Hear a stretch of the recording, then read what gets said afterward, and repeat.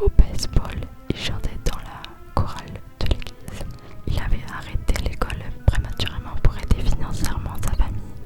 Il avait remporté des prix comme livreur de journaux et à Noël, il avait même acheté une vieille voiture à sa mère pour qu'elle n'ait pas à se rendre au travail à pied. Debbie l'avait toujours trouvé parfait, mais après leur déménagement, il commença à changer. Parfois, il tombait dans des sortes de transes, il grognait, disait voir la bête, puis brusquement, il se réveillait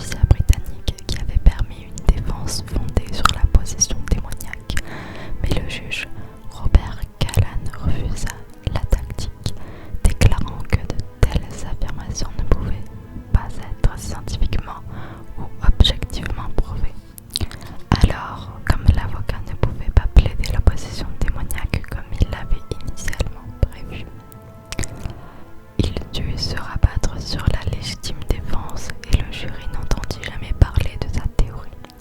La délibération dura une quinzaine d'heures et elle s'étala sur plus de 3 jours. Le 24 novembre 1981, Arnie Johnson fut condamné à une peine allant de 10 à 20 ans de prison pour homicide involontaire au premier degré.